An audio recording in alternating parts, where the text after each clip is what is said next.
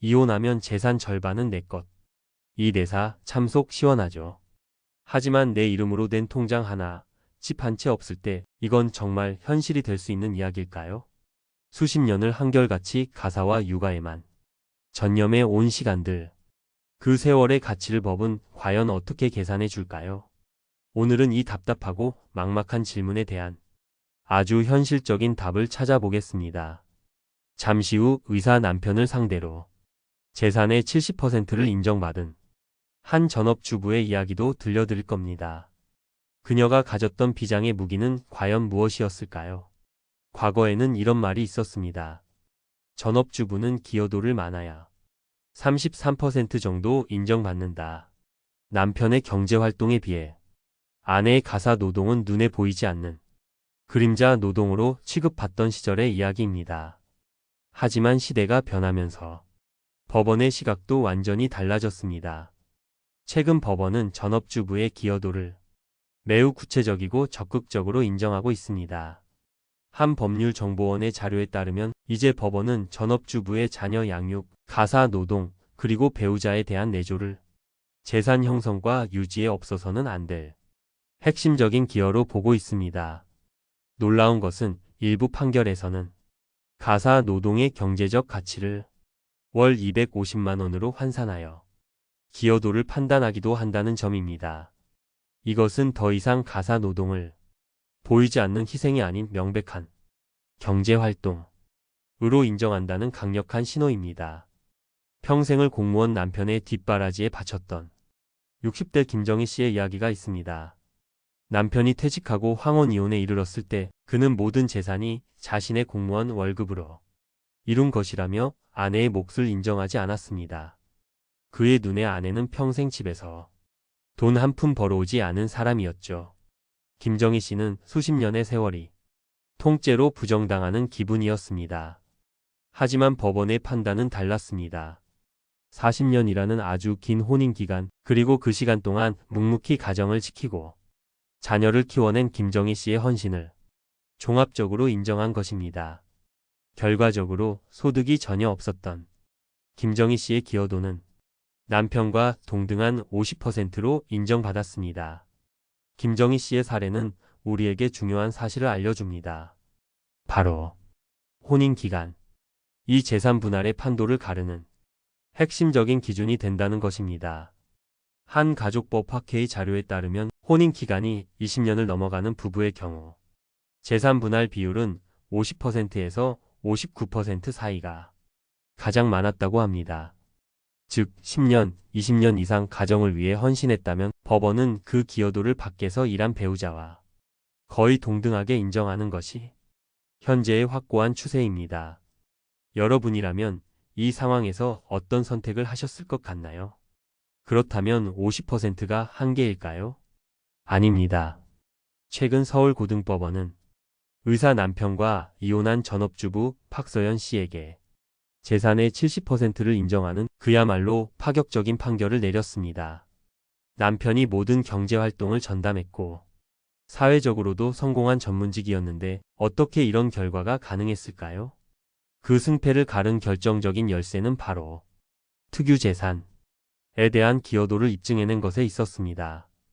특유재산, 이란 혼인 전부터 가졌거나 혼인 중에 부모로부터 상속이나 증여를 받은 재산을 말합니다. 원칙적으로 이 돈은 재산 분할 대상이 아닙니다.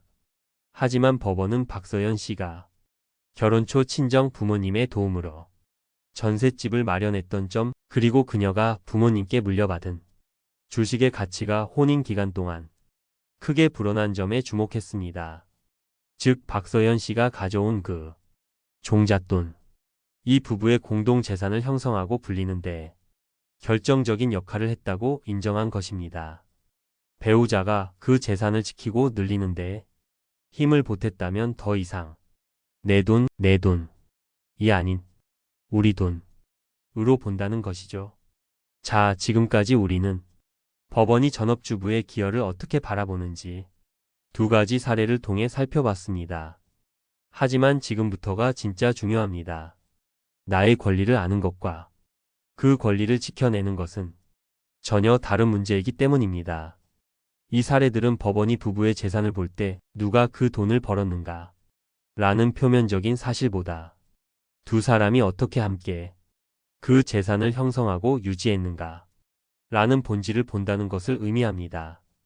한 사람이 밖에서 돈을 버는 동안 다른 한 사람이 안에서 가정을 안정적으로 지키고 자산을 관리했다면 그 두 사람의 노력을 동등하게 평가하는 것입니다.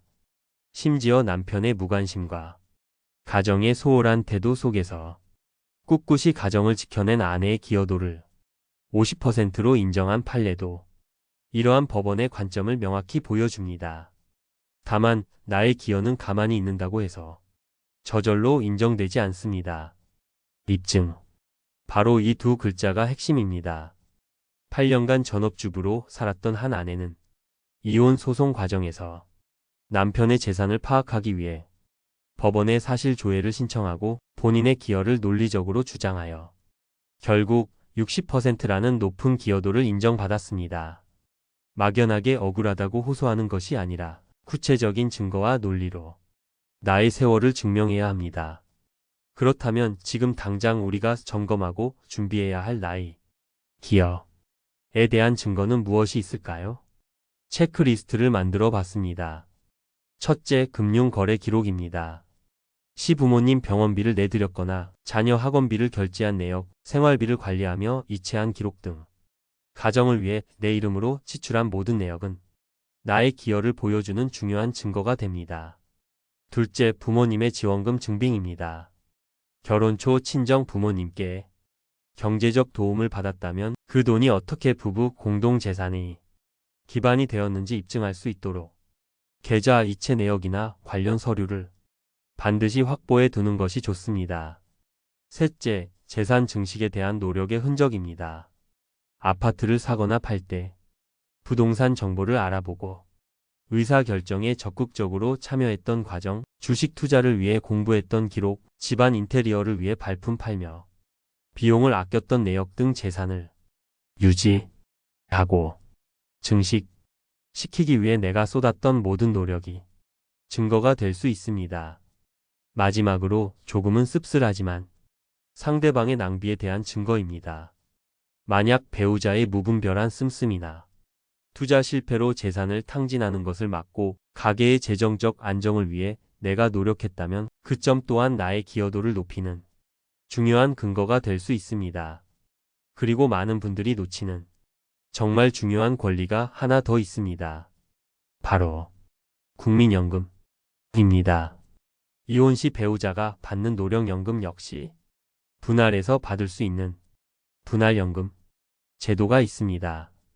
혼인기간이 5년 이상이고 배우자가 연금을 받는 등이 몇 가지 조건이 충족되면 혼인기간에 해당하는 연금액을 나누어 평생 받을 수 있습니다.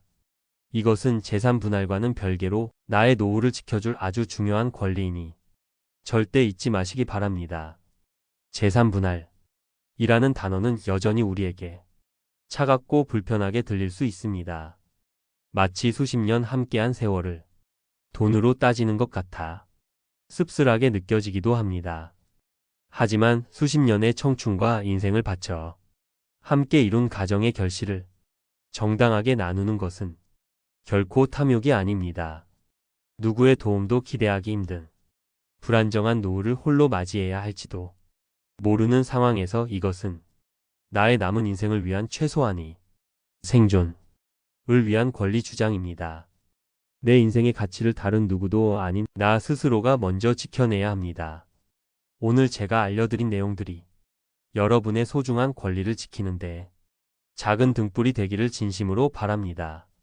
오늘 내용이 여러분의 삶에 조금이라도 도움이 되셨다면 구독과 좋아요 버튼으로 응원을 부탁드립니다. 또한 비슷한 고민을 하고 계신 분들이 있다면 댓글을 통해 여러분의 소중한 생각과 경험을 나눠주세요. 여러분의 이야기가 다른 누군가에게는 큰 위로와 용기가 될 수 있습니다. 감사합니다.